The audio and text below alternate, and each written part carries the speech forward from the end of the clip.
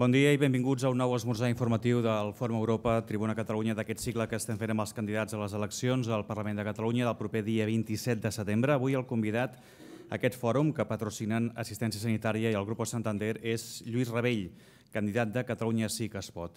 Té la paraula en primer lloc el presentador de l'acte, el periodista i exdiputat Josep Maria Balcells.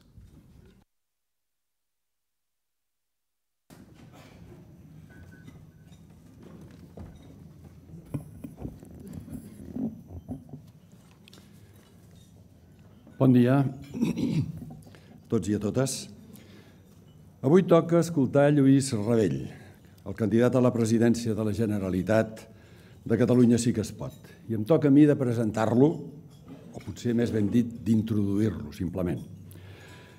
No es tracta de tirar mà del currículum de Lluís Rabell, dens, si el repassem tot. Avui toca destacar per damunt de tot el fet de ser ell el referent d'una alternativa d'esquerres a l'actual govern de la Generalitat. D'entrada us confesso que jo no he tingut en el passat una relació directa amb Lluís Rabell. Com a periodista i com a ciutadà tanmateix el coneixia. El coneixia bàsicament per la seva llarga història d'home d'esquerres, antifranquista, i des de la transició un home lluitador en els moviments reivindicatius dels veïns i veïnes dels barris barcelonins, compromès en la lluita pels drets de la ciutadania. Un compromís de molts i molts anys que li ha permès acumular molta experiència i, deixem-ho dir també, molta saviesa. Amb aquesta maduresa, amb aquesta experiència de compromís i, sobretot, amb aquesta saviesa acumulada, Lluís Rabell ha acceptat ara un nou repte, encapçalar la candidatura de Catalunya Sí que es pot. Rabell s'afegeix a aquest corrent nou i esperançador, diria, dels que s'atreveixen a fer el pas de la lluita popular de base a una lluita democràtica directament política, ni més ni menys, en aquest cas, d'acceptar el repte d'aspirar a la responsabilitat de presidir el govern del país. Un pas semblant el va fer el mes de maig a Ada Colau, a Barcelona, i ves per on els electors li van fer confiança, perquè feia un discurs que capgirava un determinat model de fer política, de fer ciutat, que capgirava les prioritats i es comprometia a fer la ciutat de la gent, sense hipoteques ni compromisos amb els lobbies de sempre. Sentirem el discurs de Lluís Rabell. No sé què dirà, però estic segur que no serà un discurs acadèmic ni retòric. I al mateix temps estic convençut que no serà un discurs naïf. El que ens digui serà l'expressió de conviccions profundes d'un home forjat en aquell tipus d'acció, de lluita, dut a terme al llarg de molts anys, colze a colze, amb la gent. De Lluís Rabell, doncs, en coneixem el passat. En sabem ara el moment present, a 4 dies de l'inici de la campanya. El seu futur i el que ell representa ho escriurà la ciutadania a les urnes el dia 27. Estic content, Lluís, avui de fer aquesta introducció i afegeixo que em sento honorat de formar part també del tancament de la llista electoral que tu presideixes. T'escoltarem amb atenció, però deixa'm només per acabar que expressi un desig, potser naïf en aquest cas, o potser ingenu, que no és cap altre que el d'esperar que entre avui i demà es pugui produir un petit miracle. El miracle que el missatge que ens transmetis aquest matí transcendeixi les parets i les persones d'aquest auditori i arribi al carrer, a la gent cridada a votar el dia 27. Saps que això no sempre és automàtic. Que transcendeixi no està ni en les teves ni en les meves mans, sinó en gran mesura en mans dels mitjans de comunicació. Lamentablement, en el món mundial, en temps electorals, es produeixen sovint segrestos mediàtics que no sempre responen a criteris professionals. Però estic segur, que avui i aquí no serà així. Res més. Lluís Rabell, tens la paraula.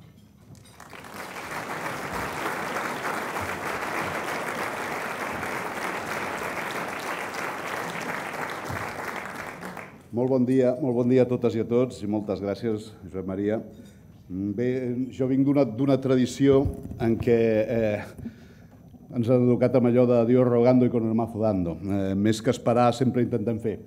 I vinc d'una cultura on per explicar les nostres idees i fer avançar els nostres anhels estem acostumats a anar a picar pedra, a anar a trobar la nostra gent, fins i tot quan posen obstacles perquè ens hi adrecem.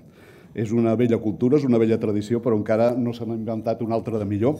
I els nous mitjans de comunicació i les noves xarxes socials només serveixen per amplificar allò que és una vella cultura dels moviments socials, del moviment obrer, dels moviments veïnals. Aquest és el nostre orgull i és el nostre ADN. Bé, dir-vos que justament venint d'aquesta tradició pot semblar sorprenent, i ho haguera estat fins fa poc temps, que un activista del moviment veïnal es presentés a unes eleccions a la Generalitat de Catalunya. I això jo crec que cal llegir-ho com una expressió d'una reacció que no és l'única per part meva, com bé s'ha dit, molts activistes socials estan saltant al terreny de la lluita política més formal, perquè el que sempre han fet des dels moviments i des de les entitats i des de la lluita veïnal és política, política en majúscules. Però és veritat que la política institucional s'està incorporant molta gent que ve de la societat civil i dels moviments veïnals. I això té a veure amb un moment d'excepcionalitat històrica, amb un moment d'una greu crisi econòmica, social, política i nacional. Deixeu-me fer 4 pinzellades del que som, del que volem ser, del que pretenem portar en aquestes eleccions. 4 pinzellades que tenen a veure primer amb una crisi econòmica i social molt profunda. Portem 8 anys de crisi, del que s'ha anomenat la Gran Depressió del segle XXI, però aquesta crisi ha servit sobretot, i ha estat sobretot, l'excusa per impulsar un canvi de model en les relacions econòmiques i socials. El panorama que trobem a la sortida del túnel, a la famosa sortida del túnel, quan els indicadors macroeconòmics ens diuen que hi ha una reactivació de l'economia, és un panorama molt diferent del que vam deixar enrere, molt diferent, un panorama assolador. Hem assistit i estem assistint a la deconstrucció de tot el sistema de drets i de benestar que van donar a Europa les seves dècades de màxima prosperitat. I és aquí on s'ubiquen polítiques com la reforma laboral, que hem combatut al carrer en vagues generals en l'últim període, i que només han portat més atur o salaris més baixos, o l'amnistia fiscal, amb beneficis per als defraudadors i amb pèrdua d'ingressos per als serveis bàsics, o amb la reforma de les pensions. Mireu un exemple punyent que ens va afectar i que al Parlament de Catalunya va ser objecte de discussió, la baixada dels impostos als casinos per afavorir un projecte especulatiu com Barcelona World. Baixar-los del 55% al 10% fa que estiguin més gravats els bolquers que els guanys del casino. Una cosa significativa de quins són els canvis de prioritat que estan dominant aquesta situació. I, per suposat, la insistència en les retallades, en les polítiques d'austeritat. El govern de la Generalitat, el govern d'Artur Mas, els 2 governs successius d'Artur Mas, el dels millors i els de no tan bons, ha retallat més del doble que la resta de les comunitats autonòmiques en matèria de sanitat. La despesa, per exemple, ha caigut del 19% a un 19% entre el 2010 i el 2014, enfront del 10% de la resta del conjunt del país. Totes aquestes polítiques, cal dir-ho perquè en el soroll de la campanya electoral s'obliden determinades coses, van ser pactades, acordades entre el PP i Convergència i Unió. Ara dissimulen, però Mas ha estat, cal dir-ho, un alumne avantatjat de les polítiques d'austeritat. I el resultat d'aquestes polítiques s'ha resumit en una paraula: la generació de més desigualtats, de més injustícia social, d'una bretxa més profunda en el si de la nostra societat. És un moment de crisi, en un moment de crisi podem entendre que el país s'empobreixi, però el que és significatiu i realment revelador de la naturalesa de les polítiques que ens han afectat és que no només el país sigui més pobre, sinó que els rics siguin més rics i els pobres realment molt més pobres. Som més desiguals que mai. I aquest és el model de societat al qual ens han abocat aquesta famosa sortida del túnel tant Convergència Democràtica com el PP. Malgrat els debats i els conflictes en altres terrenys, el model social és molt compartit. Tenim desigualtats socials entre la minoria més rica i poderosa i la majoria social més empobrida. Podem, i els que venim del moviment veïnal ho sabem perfectament, actualment l'esperança de vida, un dels indicadors més punyents i més frapants d'aquesta desigualtat social entre Pedralbes i el barri més pobre de Barcelona, s'enfila cap als 9 anys.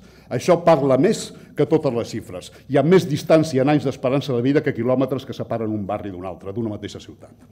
Desigualtat d'accés a un treball digne.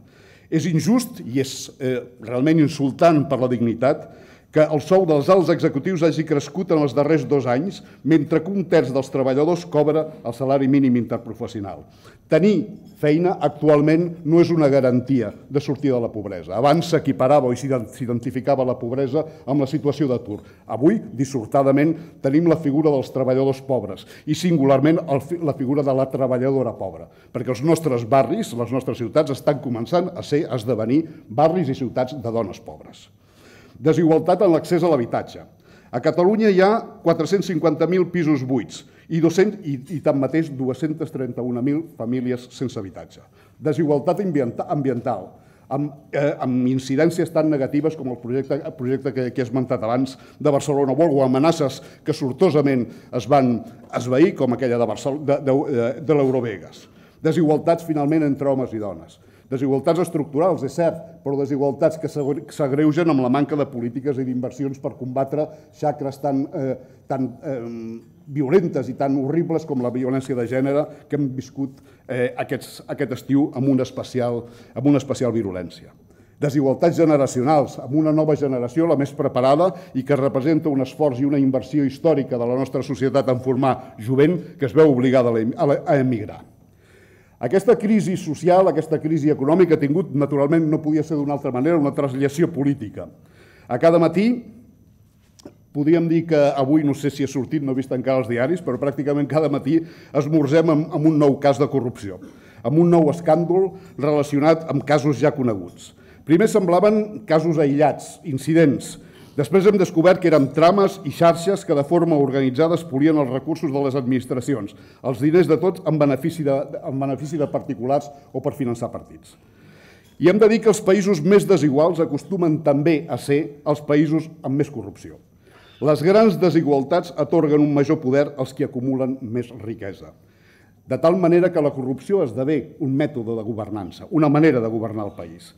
I la desigualtat és també la causa de la degradació de la democràcia i la corrupció. Els poderosos, les grans constructores, i hem vist quina mà tenien i tenen, l'oligopoli elèctric, hem vist també quina influència i quina capacitat de determinar les polítiques públiques i tarifàries tenen, el monopoli bancari, rescatat enmig d'una crisi de la qual va ser plenament i poderosament responsable, són els lobbies que decideixen per damunt de l'interès de la majoria social i perverteixen les regles del joc de la democràcia empitjorant les condicions de vida de la gent.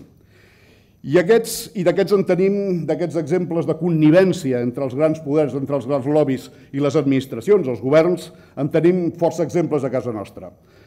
Tenim el cas de la família Sumarroca, una d'aquestes 400 famoses famílies que deia Millet, que manen sempre governi qui governi, i hem vist aquests dies, estem veient de quina manera manen.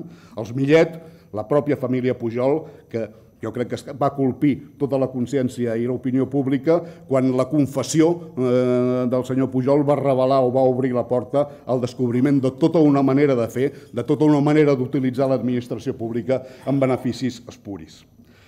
Les preferents, les grans infraestructures inútils, el rescat dels bancs, la venda dels serveis públics, l'aigua, la sanitat, a preu de saldo, l'amnistia fiscal, tot això que hem conegut aquests anys, només es pot entendre des d'un model que necessita còmplices per permetre un espoli dels recursos públics cap a les butxaques d'uns pocs. I això ha permès que el que està passant hagi transformat la crisi en una veritable estafa i la corrupció en una governança.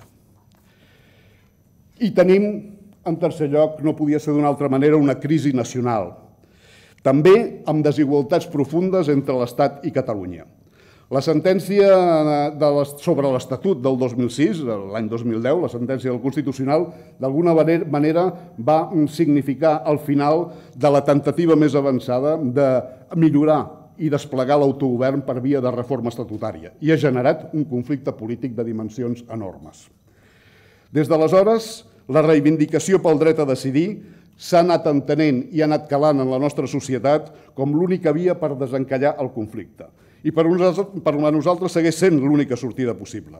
Nosaltres volem mantenir la majoria de la societat al voltant del dret de decidir amb un referèndum, amb l'exigència d'un referèndum. Allò que d'alguna manera representa la voluntat i l'anhel d'un 80% de la societat catalana, és dir, d'una amplíssima, aclaparadora majoria social. La sortida és guanyar la batalla pel dret a decidir, ampliant la majoria social que li dona suport a Catalunya i donant la batalla a l'Estat, arreu de l'Estat, per derrotar el PP, un govern odiós, corrupte i un govern ferotgement oposat al progrés dels drets democràtics de Catalunya per tal de poder obrir un escenari més favorable. I el que més afableix el PP i Ciutadans, que està funcionant i està sent promogut com una marca blanca del PP, és el dret a decidir, perquè una solució com el referèndum, que proposem i seguim reivindicant, connecta amb el sentit comú democràtic a Catalunya, a l'Estat i també a Europa. I és el que més suports troba a Europa i al món. Aquesta proposta és la que més concita comprensió, adhesió i suport. I és probable que l'error, si podem parlar d'error, més greu de Convergència Democràtica i d'Esquerra Republicana en aquests moments, sigui aquest, no entendre l'immens valor rupturista de la reivindicació d'un referèndum. Si mirem l'exemple d'Escòcia, veiem que la sola convocatòria del referèndum ja va ser una gran victòria pel poble escocès, en la mesura que la convocatòria del referèndum certifica la seva naturalesa de subjecte polític. I el problema que tenim actualment en aquests moments és conquerir la sobirania de Catalunya, és dir, el seu reconeixement com a subjecte polític capaç de decidir democràticament el seu futur i de decidir-ho tot. La nostra proposta suma, la dels altres resta. La nostra guanya i busca aliats, la seva en perd pel camí. La nostra serveix per guanyar Rajoy, per vèncer-lo, l'altra no. Vull recordar unes paraules d'Alex Salmond, l'antic primer ministre escocès, que justament fa uns dies recordava que unes eleccions mai poden substituir un referèndum, cosa que ens estan dient insistentment últimament, perquè en unes eleccions es diluciden temes molt diversos. I no una sola qüestió. Unes eleccions són, per definició, el contrari d'un plebiscit. En unes eleccions anem amb programes, amb propostes, amb matisos, amb projectes. Un plebiscit és sí o no, o fins i tot l'adhesió a un determinat lideratge. I el que tenim al davant són eleccions. No ens poden fer trampa i no acceptarem que ens facin trampa. Sobretot per esbandir, per evacuar, per anul·lar aquesta proposta d'un referèndum que és realment, com us deia, la que concita la major adhesió de la nostra societat i la que pot realment capgirar la situació i obrir una escletxa d'esperança. La qüestió és que tornar a plantejar la proposta d'un referèndum en un moment de canvi profund del sistema dels partits polítics ens obliga a buscar aliats. I això, Convergència Democràtica i Esquerra Republicana els hi trenca el discurs.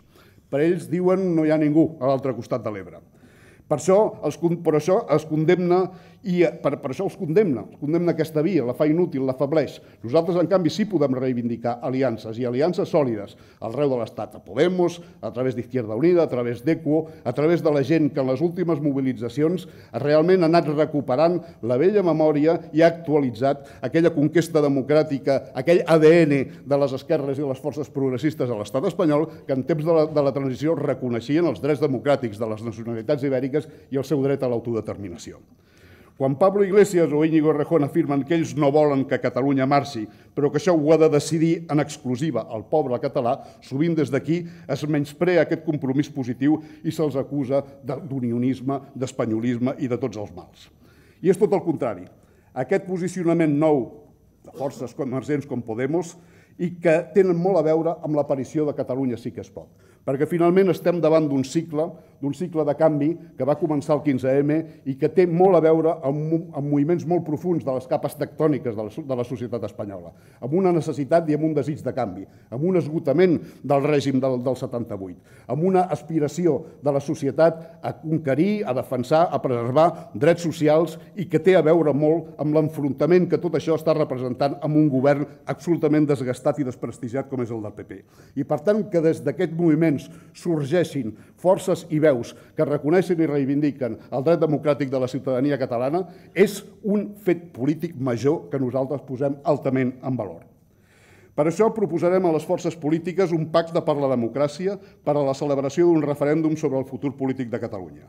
El referèndum no és només una qüestió de procediment, és el reconeixement de l'exercici del dret a decidir que implica Catalunya com a subjecte polític, amb capacitat de decisió pròpia. I això és el que volem guanyar. Aquest pacte per la democràcia emplaçarà el conjunt de forces polítiques de l'Estat espanyol i a la nova majoria sorgida de les eleccions generals del desembre a la negociació per a la celebració d'un referèndum d'acord amb les aspiracions de la majoria de la societat catalana.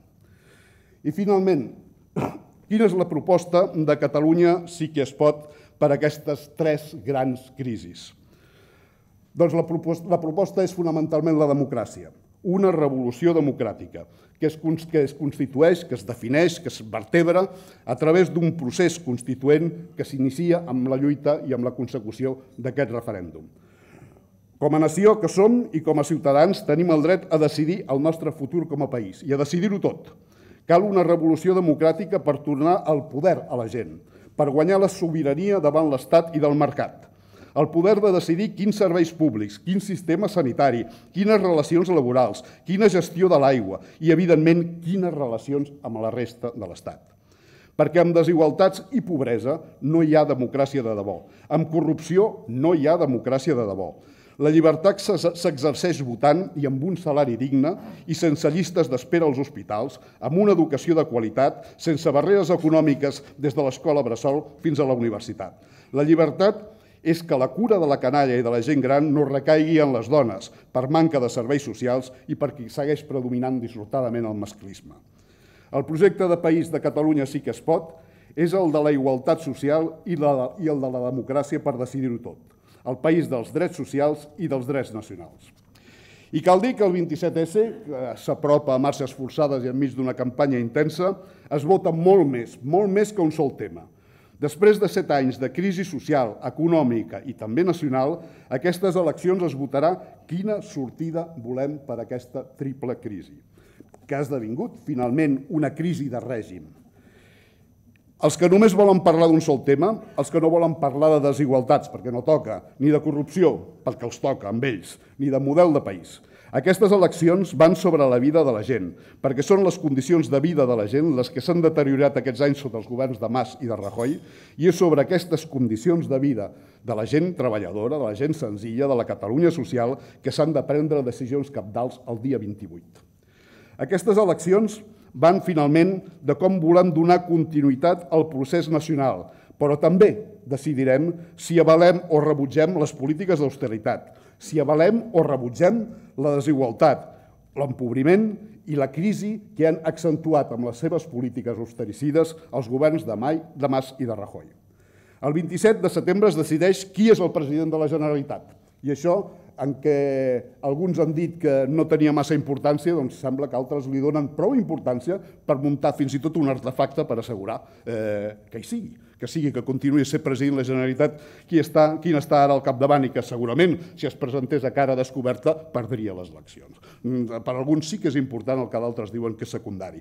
I és important, i es decidirà efectivament qui governarà la Generalitat de Catalunya, qui nomenarà el conseller de Salut de Catalunya, qui impulsarà una renda garantida de ciutadania per assegurar els ingressos vitals a la gent empobrida, qui treballarà per generar feina de qualitat, ocupació de qualitat.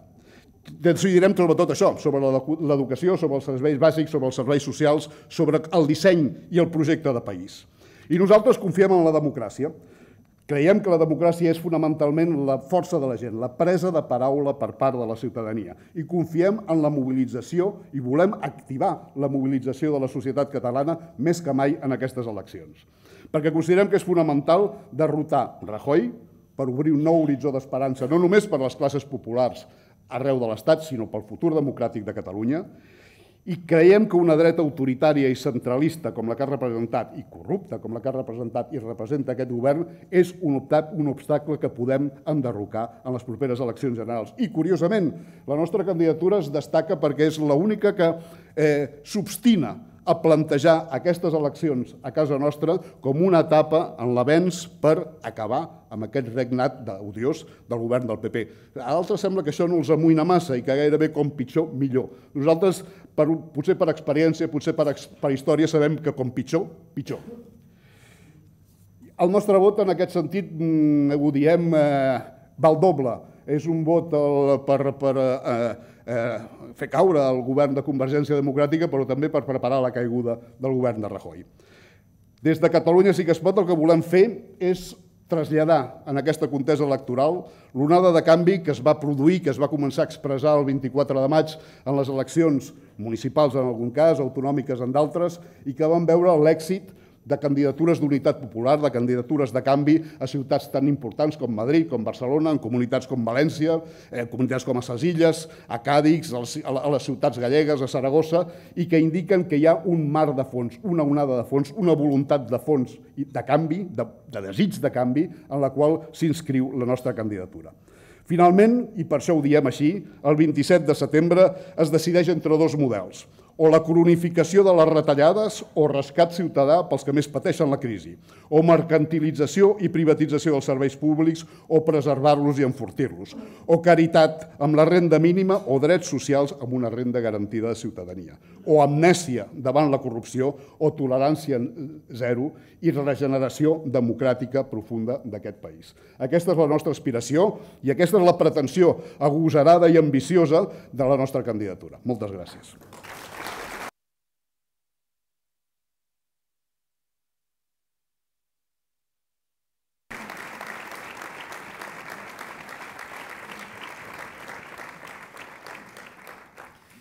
Moltes gràcies, senyor Rebell. Comencem el torn de preguntes. La primera, volen saber des d'on seguirà divendres que ve la Via Lliure.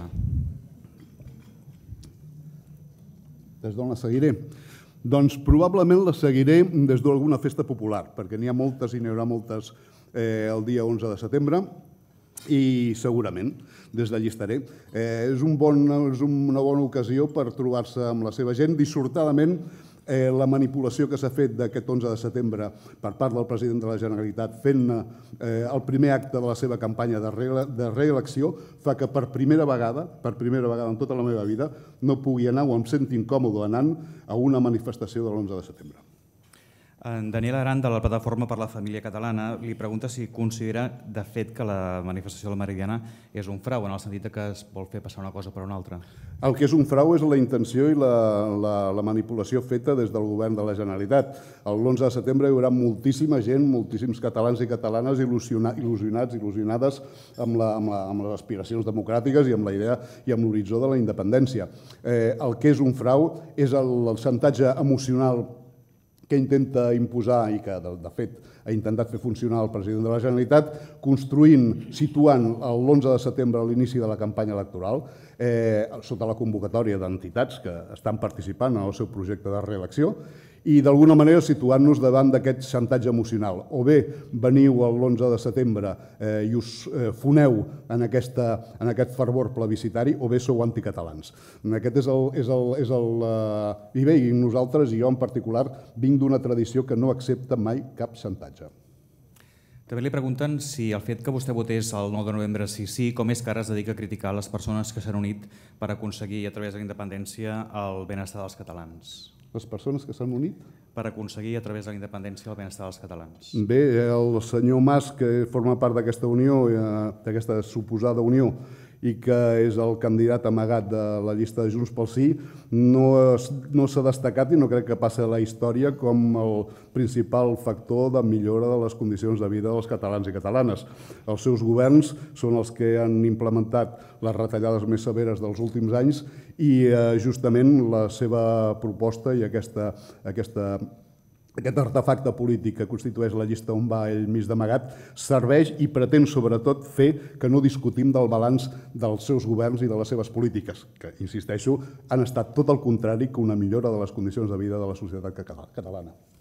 En Lluís Miquel Garcia, de TV3, li demana una valoració de les enquestes que s'han publicat des de dissabte, també i diumenge, i la d'avui. Doncs un parell o tres de coses significatives. Les enquestes a aquestes alçades i en unes eleccions tan complicades, amb actors nous, amb espais polítics en disputa, cal prendre-les amb pinces i amb molta precaució. Tanmateix, hi ha dos factors que sí potser val la pena destacar. I és que, malgrat ser una marca nova, una marca desconeguda, una marca que molta gent encara ha d'assimilar, Catalunya sí que es pot, tanmateix, malgrat això, ja anem per davant en totes les estimacions, les més favorables i com les més desfavorables, anem per davant dels partits d'àmbit estatal, com poden ser el Partit Socialista o el PP.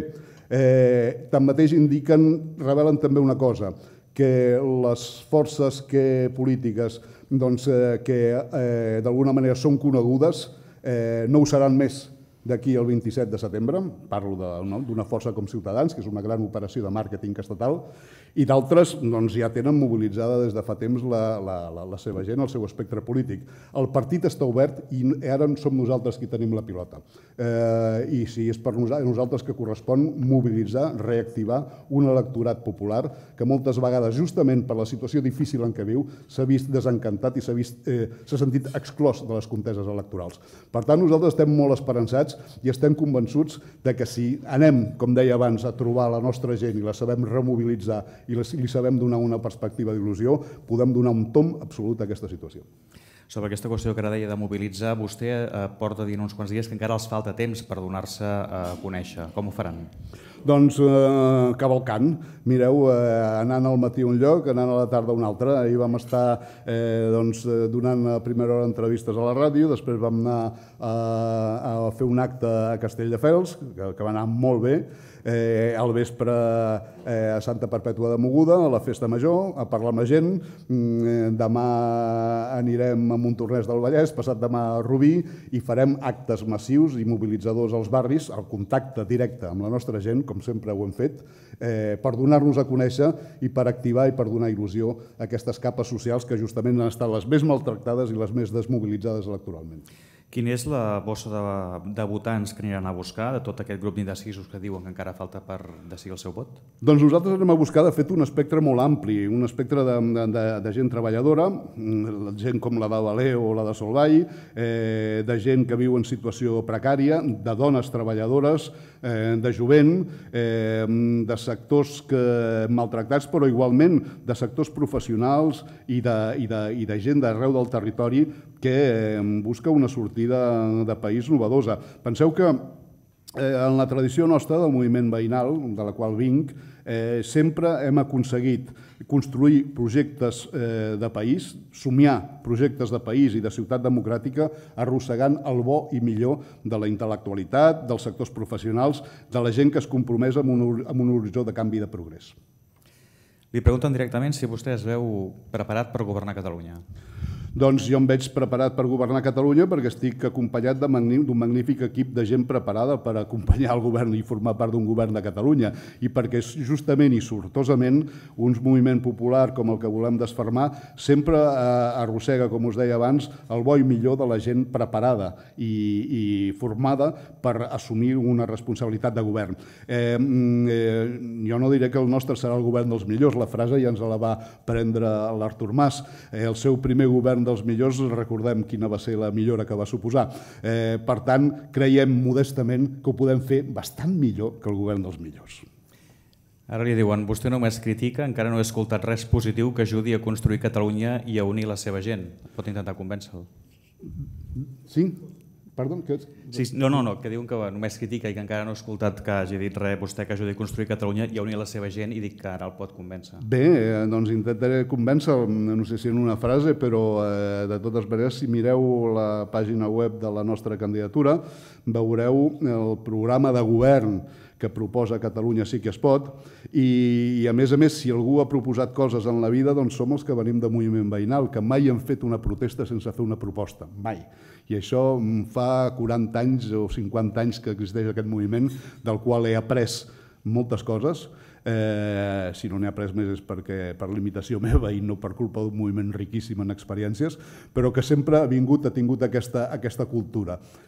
Oposar-se, generar alternativa i fer proposta. I nosaltres hem fet moltes en el terreny econòmic, en el terreny social, en el terreny mediambiental, en el terreny de la regeneració democràtica i en el terreny de la proposta política. Les teniu, fins i tot vam fer una jornada aquest dissabte per discernir les 25 prioritats enmig dels centenars de propostes que conté el nostre programa. Propostes som els únics que en fem. Penseu que les altres candidatures com Junts pel Sí ara ens diuen que sí, que en faran de propostes i que trauran un programa. Fa uns dies deien que no calia un programa de govern.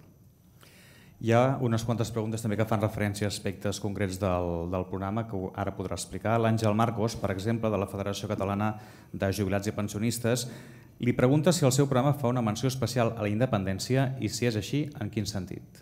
No, el nostre programa fa una menció especial, específica i central al dret de decidir de la ciutadania catalana. És a dir, el fet que ha de ser la ciutadania catalana qui defineixi a través d'una manera democràtica, amb un referèndum acordat, conegut i reconegut, doncs el futur de Catalunya i les relacions que vol tenir. I si Catalunya vol ser independent, caldrà implementar el procés de negociació perquè ho esdevingui. Però és la ciutadania qui ha de decidir això. I des d'aquest punt de vista nosaltres som claríssims. En la nostra candidatura hi ha gent independentista, gent de cultura i tradició federalista, gent per qui una decisió no estaria clara o que podria votar en un sentit o en un altre, depèn dels oferiments i les propostes que hi hagués al damunt de la taula, però que sobretot està unida per la voluntat de fer triomfar la democràcia. És la ciutadania qui ha de decidir. En Lluís Bamonde, de PIMEC, diu que com a patronal catalana d'autònoms i de petites i mitjanes empreses no tenen res a veure amb les empreses de l'IBEX 35, estan patint la crisi. Què farà vostè si té possibilitat de governar per ajudar-los? Doncs nosaltres tenim intenció i ho plantegem en el programa.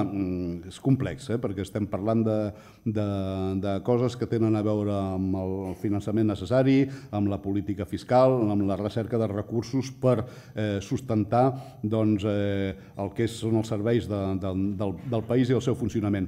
Però entre les propostes que hi ha en el nostre programa hi ha la voluntat de crear una banca pública, perquè considerem que una de les primeres dificultats i problemes que ha tingut la petita i mitjana empresa en aquest país ha estat l'ofec financer. L'ofec financer i les dificultats d'accedir a un finançament apropiat. I pensem que enlloc no està escrit, al contrari, que el crèdit i l'estalvi no pugui esdevenir i ser també un servei públic. En Francesc Foix, director general del grup cooperatiu TER i del Consell Superior de la Cooperació, destaca que hi ha empreses que han aguantat millor la crisi i han mantingut l'ocupació, com les cooperatives. Què farà Catalunya Sí que es pot amb les cooperatives i amb l'economia social? Doncs fomentar-la i sostenir-la, i justament aquesta capacitat creditícia i aquesta voluntat de recolzar-se en aquest sector per nosaltres és important. Efectivament, ha suportat millor la crisi i permès i serveix aquest sector per desenvolupar projectes que són d'interès social, però que són al mateix temps nínxols de creació d'ocupació de qualitat. Per tant, la nostra voluntat molt ferma és recolzar aquest sector i recolzar-nos en ell. També preguntes sobre les relacions que vol tenir amb el tercer sector. És una mica el mateix. Tenim una necessitat de desenvolupar polítiques públiques que d'alguna manera sergeixin el país i que evitin la fractura social, i aquí la incorporació i la col·laboració estreta de l'administració pública amb el tercer sector és cabdal. És cabdal perquè tenim un dèficit d'administració pública, tenim un dèficit de recursos i molt sovint hem de compensar això davant de situacions d'urgència a través d'una col·laboració estreta amb aquell sector, amb entitats com les del tercer sector, que d'alguna manera perllonguen i fan possible una acció social per evitar la fractura del país. I l'Àngel Gómez, enginyer industrial, diu que l'estratègia industrial de la Generalitat aquests últims anys ha anat sobre l'agitació i la propaganda i li pregunta quina és l'estratègia industrial que tindran vostès i les primeres mesures que aplicarien. Doncs les primeres mesures anirien sobretot primer a intentar preservar allò que tenim, i allò que tenim està singularment amenaçat en alguns casos. Jo voldria recordar que abans del principi de la precampanya vam haver d'estar amb la gent de Valeo, amenaçada de deslocalització de l'empresa, hem estat parlant i parlarem amb la gent de Solvay i d'altres empreses que es troben en situació precària. Una situació que, permeteu-me el parèntesi de recordar-ho, té a veure amb la reforma laboral, votada pel PP, impulsada pel PP, però votada també per Convergència, i que ha tingut un efecte molt negatiu. Per això tenim molt d'interès a derogar aquesta reforma laboral. Ha tingut, entre altres conseqüències, l'eliminació de l'autorització, de la necessitat de l'autorització administrativa, la qual cosa facilita deslocalitzacions i posa en perill i afebleix el teixit industrial ja existent. Però més enllà d'això, pensem que unes polítiques públiques necessiten una política industrial activa i que cal reindustrialitzar el país. No tornant a fer néixer indústries obsoletes, però sí buscant aquells sectors novedosos i aquells sectors que tenen un interès social i mediambiental. L'economia verda, és a dir, entre altres coses, la transició, una política de transició energètica, és segurament un dels vectors més importants de generació de nous llocs de treball, de creativitat i d'impulsió d'un canvi també de model en tota l'economia del país. En Francesc Portella, de Barcelona 2020, diu com es pot entendre les retallades de Grècia i criticar les que es fan a Catalunya. Diu si això no és un doble llenguatge. No, les retallades de Grècia són les retallades de la Troika i les retallades de Catalunya també són les retallades de la Troica. I la sortida de Grècia, permeti'm dir que jo vaig ser un dels que des de Catalunya vaig signar aquell manifest de Catalunya amb Tsipras i segueixo estant amb Tsipras. Penso que el govern de Syriza ha intentat fer front a les polítiques d'austeritat europea, ha intentat defensar la dignitat i els interessos del poble grec en condicions absolutament adverses i enfrontant-se no només a la Troica, a les institucions europees i els interessos en particular del govern alemany, sinó també alguns que han engrescat la cosa i han facilitat o han empès a que no hi hagués acord o que els acords fossin el més humiliants possibles pel poble grec. I entre aquests actors a l'ombra hi havia el govern de Rajoy, cal recordar-ho. I entre els més silenciosos hi havia un altre, els que pretenen dirigir una altra petita nació, que és el govern de la Generalitat, que és devot de les polítiques de Merkel. Això no està de més recordar-ho. No està de més recordar-ho perquè és un combat singular entre el poble grec i poderosos enemics. I en aquest sentit, com us deia, les retallades que s'estan implementant a Grècia són les retallades forçades per la Troica i només se'n sortirà el poble grec si troba el suport i l'aliança i un mateix moviment similar en altres països del sud d'Europa. De fet, necessitem molts més governs de Syriza arreu d'Europa. Com s'acaba amb la corrupció? Doncs de moltes maneres. Primer, exigint un càstig exemplar dels corruptes. Mireu, jo, perdoneu que torni un cop més a la meva tradició, nosaltres com a moviment veïnal de Barcelona vam ser acusació particular en el cas Palau. I va ser el moviment veïnal, va ser la societat civil la que va tenir la iniciativa en destapar un afer de corrupció tan significatiu com aquest. Cal dir, i ahir ho recordava en un debat amb companys, que si nosaltres som acusació particular contra la corrupció en el cas Palau, la Generalitat de Catalunya és acusació particular contra els activistes veïnals de la vaga general del 2012. Cadascú fa de la justícia la utilització que li convé, uns contra la corrupció, altres per defensar els poderosos. Però hi ha moltes mesures, mesures de transparència, mesures de control i de fiscalització de les administracions públiques i algunes mesures jo crec que significatives i clares com per exemple que el que hem estat repetint aquests dies, que sota un govern nostre les constructores pagarien impostos però no permetríem que paguessin comissions a cap administració i, per descomptat, apartaríem dels concursos públics aquelles constructores tacades amb afers de corrupció. Ara que feia referència al seu passat, l'Albert Codines, de la Fundació Catalunya Estat, diu per què bona part de la seva vida l'ha dedicada a intentar una revolució quasi impossible i ara no dona suport a la que s'intenta democràticament? Al contrari, nosaltres estem impulsant una revolució democràtica. El problema és que probablement no s'imagina com funciona això. Per nosaltres estem en un procés de canvi, com us deia, que va començar el 15M, que s'ha manifestat en vagues generals, amb marees, en defensa de la sanitat pública i també forma part d'aquest canvi d'època transbalsat, d'aquesta situació transbalsada, els mateixos moviments de la societat civil i democràtica catalana en la seva reivindicació del dret a decidir, amb les seves esperances d'eixamplar l'autogovern de Catalunya i fins i tot d'assolir la independència per molta gent. Això forma part d'un mateix procés de canvi. Alguns hem viscut i hem tingut la sort a la nostra vida de veure autèntiques revolucions. Jo, el 74, el 75, vaig estar a Portugal i us ben asseguro que qui veu el rostre d'una revolució de debò en roman enamorat tota la vida, perquè és un moment en què la gent que no tenia paraula l'aprèn i allò que semblava impossible esdevé a l'abast de la mà de la ciutadania. No estem en una situació tan èpica, tan tensa com la que va suposar la caiguda de la dictadura, però sí en un canvi d'època on la societat civil i el bo i millor de la gent treballadora, de la gent senzilla, és convocada un cop més, si em permeteu l'expressió hegeliana, per la història, en una cruïlla determinant que canviarà el destí i la fesomia d'aquest país per molts anys. Per tant, estem en una revolució democràtica, esperem fer-la triomfar, perquè també l'experiència ens ha ensenyat que les revolucions comencen però no necessàriament triomfen. I nosaltres voldríem que aquesta efectivament triomfés i canviés definitivament el panorama pels nostres fills. Què farà Catalunya Sí que es pot el dia 28 de setembre si guanya Junts pel Sí?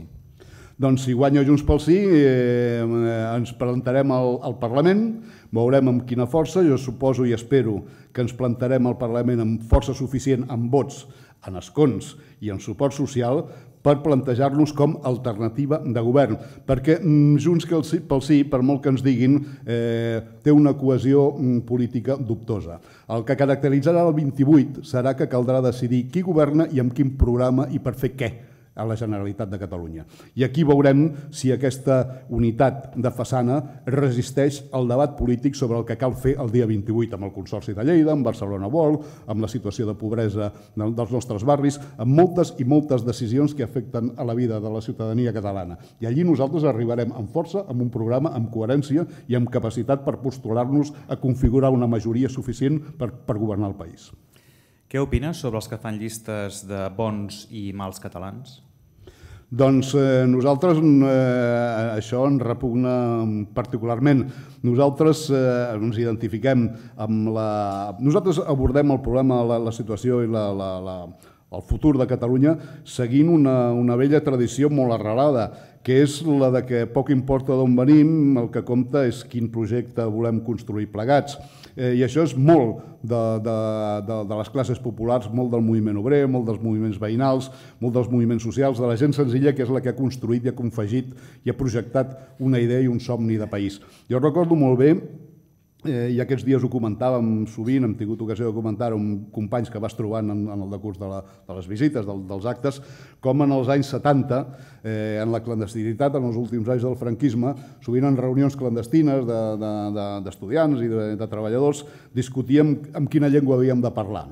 Teníem gent catalanoparlant, gent castellanoparlant, i finalment vam decidir, i això és el que demostra la nostra filosofia i la nostra manera de fer, que cadascú parlés com volgués i plegats defensàvem els drets nacionals de Catalunya.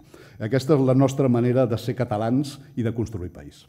També li pregunten si Esquerra i Iniciativa no són casta política. Esquerra i Iniciativa? Sí. Bé, són casta política. Esquerra i Iniciativa formen part són formacions polítiques que tenen el seu arrelament i la seva tradició en les classes populars de Catalunya. I no sé si Iniciativa és molt casta, els companys que m'estan acompanyant m'estan portant a indrets que són molt poc de casta. De moment estem visitant poblacions i barris de gent treballadora, de gent humil, i allí, diguem, de castes i castissos no n'hem vist masses. En Manel Cruz diu: vostè ha afirmat que Catalunya és subjecte polític. A Espanya quants n'hi ha de subjectes polítics? 17, tants com comunitats autònomes? Els que es defineixin com a tal. Això és una falsa dicotomia, un fals problema. De fet, històricament hi ha nacionalitats, hi ha comunicats, societats que tenen una profunda i una clara consciència nacional i altres que no tenen ni aquesta tradició. És com quan ens diuen però si es dona el dret d'autodeterminació a Catalunya, qualsevol poblet de la muntanya, de la sierra o del lloc també pot reivindicar el seu dret a l'autodeterminació. El problema és que no el reivindicarà i és un fals problema. Només en aquells indrets on hi ha una cultura, una tradició i una consciència nacional que s'ha desenvolupat i que sent la necessitat d'articular-se i de tenir un autogovern que hi correspongui, aquest problema es planteja. No és una hipòtesi d'escola, és una realitat històrica. Més enllà de les eleccions al Parlament, el millor que li pot passar a Catalunya a les eleccions espanyoles és que guanyi Podemos? El millor que li pot passar a la societat espanyola i a Catalunya és primer que ens desfem del govern de Rajoy. Jo crec que des d'aquest punt de vista això és una cosa que se subestima. I curiosament, des d'altres indrets del país jo crec que es veu amb més claredat l'interès d'higiene democràtica i de poder respirar que suposaria fer caure definitivament aquest govern. En segon lloc, seria molt bo que una força emergent com la que representa Podemos tingués un gran èxit a les eleccions generals. Perquè, si més no, Podemos representa o té a veure amb aquesta profunda embranzida que s'està generant en la societat, però no és l'única. Penseu que en les últimes eleccions democràtiques de maig, autonòmiques i municipals, vam veure aliances de forces diverses, Podemos entre elles d'una manera molt potent, però també d'altres, que formen part d'aquesta voluntat de canvi. Per tant, el que seria bo pel desembre és que caigués Rajoy i que hi hagués la capacitat de configurar una majoria de progrés arreu de l'Estat. La Dolors Calvo, de Dit Rei, diu què pensa de la baixa natalitat a Catalunya? Doncs probablement que té a veure amb les polítiques socials. És difícil i heroic gairebé tenir infants en aquest país quan estem tan mancats de serveis socials i quan recau sobre les dones la responsabilitat de la cura. Abans us deia, o ho deia en la presentació, en l'exposició, que els nostres barris estan esdevenint barris de dones pobres i això és una realitat que des del moviment veïnal també hem constatat. Quan anem a parar desnonaments, sovint ens trobem davant de famílies monomarentals i això indica fins a quin punt recau sobre les dones la situació més difícil i més tensa de les desigualtats i de la pobresa. En aquestes condicions esperar una explosió de la natalitat és irresponsable. Només podem promoure la natalitat i assistir-la si tenim uns serveis socials adequats i si tenim polítiques d'igualtat eficaces. En Xavier Lumbiarres, també d'Edip Rei, diu que els barons fracassen més a l'escola, tenen una mortalitat juvenil doble, 3 vegades més per suïcidi i assassinat i 20 vegades per accident. Per què no preocupen aquestes desigualtats, diu? A nosaltres ens preocupen i ens preocupen vivament. De fet, les escoles reflecteixen la violència que s'està generant, la còpia de desigualtats en el conjunt de la societat. El masclisme es reflecteix i té impacte en els instituts i en les escoles. Només cal parlar amb adolescents per veure fins a quin punt allò que està generant la nostra societat impregna profundament les noves generacions i cal combatre-ho. Sense un canvi radical en les nostres polítiques, sense un canvi de model de societat, sense un canvi de polítiques culturals, sense un canvi de mitjans per portar el nou model de societat a la realitat dels nostres barris i de les nostres ciutats, no aconseguirem que les escoles deixin de reflectir la violència que la pròpia societat està generant. Ens queda una última pregunta només. Recordant fa una miqueta més d'un mes i mig, quan a vostè li van proposar que fos el cap de llista de Catalunya Sí que es pot, què és el que el va fer decidir a dir que sí i quan va trigar a dir-ho? Em va costar decidir, esperant que hi havia d'altres companys o companyes que podien fer això, perquè estava en aquell moment bastant enfeinat al capdavant de la federació. Finalment, voleu que sigui sincer, que em va decidir a fer-ho. Ho vaig dir l'altre dia i pot semblar anecdòtic, però a mi em va decidir realment un emprenyament. I jo soc dels que crec que la política cal fer-la amb molt de cap, amb molt de seny, d'una manera organitzada, racional, però que també cal posar-hi una mica de passió, perquè finalment es tracta de canviar la vida de la gent. I jo he fet coses en la meva vida perquè m'ha sortit del cor. I de vegades aquest impuls acaba sent el bo, aquesta intuïció. I em va decidir les paraules del president Mas. Quan el president Mas va fer aquella intervenció cèlebre, de la qual suposo que després es va penedir una miqueta perquè se li va veure el llautó, dient que ell representava d'alguna manera Catalunya i enfront hi havia els del Sí se puede. Jo vaig, en aquest posat, diguem-ne, de supèrbia molt típic, de les famílies benestants, dels pijos dels barris alts de Barcelona, vaig sentir una bufetada i un profund menyspreu cap al que considero la meva gent. Quan m'ho van tornar a proposar vaig dir que sí, perquè tenia ganes de veure'l amb el senyor Mas.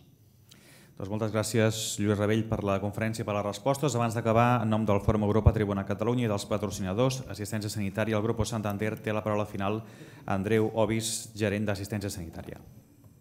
Bon dia.